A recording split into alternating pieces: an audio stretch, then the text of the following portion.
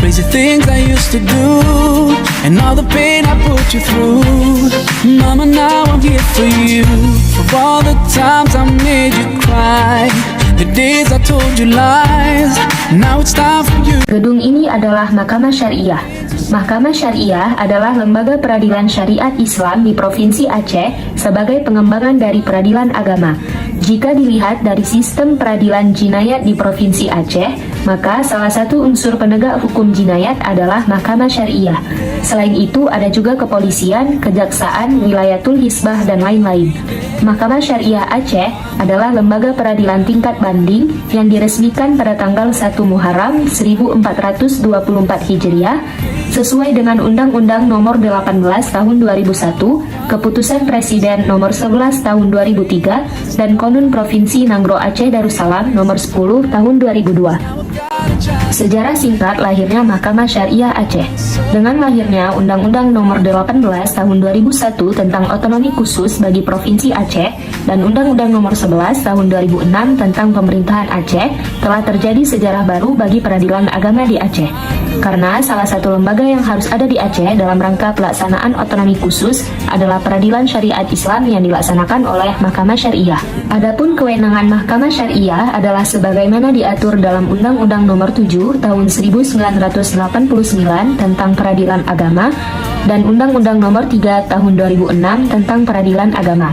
Ditambah dengan perkara jinayat yang terdiri dari Konun Nomor 12 Tahun 2003 tentang khamar, Konun Nomor 13 Tahun 2003 tentang maisir atau judi, dan Konun Nomor 14 Tahun 2003 tentang khalwat.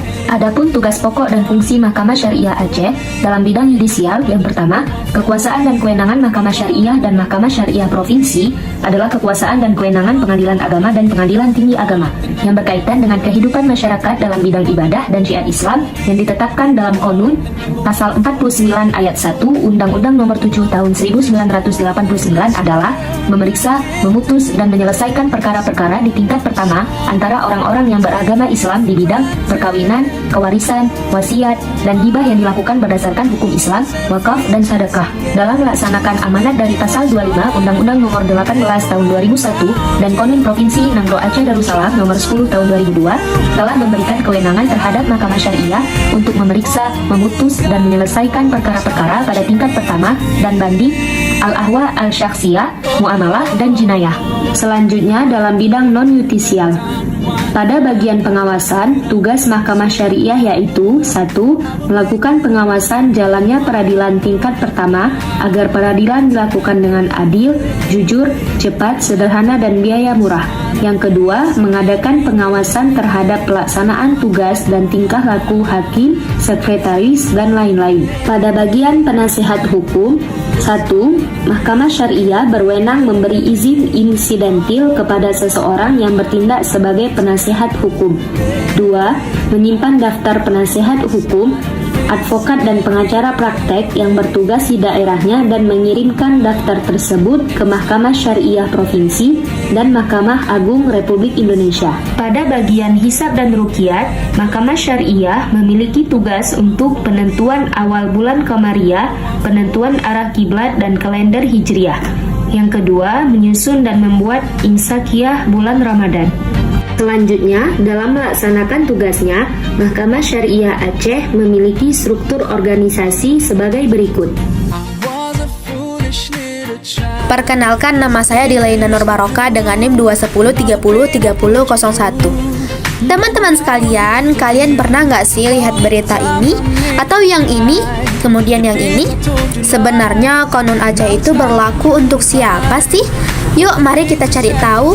Ini dia penjelasannya. Dalam pasal 5, Konun ini berlaku untuk yang pertama, setiap orang yang beragama Islam yang melakukan jarimah di Aceh. Yang kedua, setiap orang yang beragama bukan Islam yang melakukan jarimah di Aceh bersama-sama dengan orang Islam dan memilih serta menundukkan diri secara sukarela pada hukum jinayah. Yang ketiga, setiap orang beragama bukan Islam yang melakukan perbuatan jarimah di Aceh yang tidak diatur dalam Kitab Undang-Undang Hukum Pidana atau KUHP atau ketentuan pidana di luar KUHP tetapi diatur dalam konun ini. Dan yang keempat adalah badan usaha yang menjalankan kegiatan usaha di Aceh. Yang jadi pertanyaannya adalah, udah ada hukum formil, kok masih ada hukum acara jinayat? Jawabannya ada pada Konun nomor 7 tahun 2013 halaman 87. Ternyata hukum formil itu belum sepenuhnya menampung prinsip-prinsip hukum acara pidana Islam. Oleh karena itu, hukum acara jinayat itu perlu untuk memperkuat regulasi diterapkannya syariat Islam di Aceh. Berikut adalah 6 poin dari perbedaan hukum formil dan hukum acara jinayat. Baik, perkenalkan nama saya Raihan Syakira. Di sini saya akan mewawancarai atau meminta sedikit penjelasan dari saudari alumni jurusan hukum. Baik Kak, di sini saya akan sesuai dengan judul makalah kami, yaitu tentang Konun nomor 7 tahun 2013 tentang hukum acara jinayat. Yang akan saya tanyakan di sini yaitu apa perbedaan hukum acara jinayat dan hukum jinayat? Sedikit penjelasannya Kak. Baik, saya akan menjawab pertanyaan dari saudari Raihan. Yang pertama kita harus tahu dulu hukum acara jinayat. Hukum acara jinayat itu hukum yang mengatur tentang prosesnya, proses peradilan, mulai dari tahap penyidikan sampai dengan tahap putusan pengadilan atau mahkamah. Kalau kita di Aceh ini mahkamah syariah. Sedangkan kalau hukum jinayah itu hukum yang mengatur tentang jarimah. Jarimah itu biasa kita kenal dengan istilah kejahatan. Kalau di dalam kanun ini ada 10 kejahatan yang dilarang. Yang satu lagi mengatur tentang ukubat. Ukubat di sini yaitu tentang hukuman. Hukuman yang diberikan terhadap pelaku kejahatan tersebut. Sekian, baik, terima kasih atas jawabannya Kak. Kemudian pertanyaan selanjutnya, bagaimana kedudukan konun dalam sistem hukum Indonesia? Bisa dijelaskan sedikit Kak? Baik, saya akan menjawab pertanyaan selanjutnya. Di dalam pasal 7 ayat 1 Undang-Undang nomor 12 tahun 2011 tentang hierarki peraturan perundang-undangan, di Indonesia ini memiliki 7 tingkat peraturan perundang-undangan. Salah satunya ada peraturan daerah provinsi.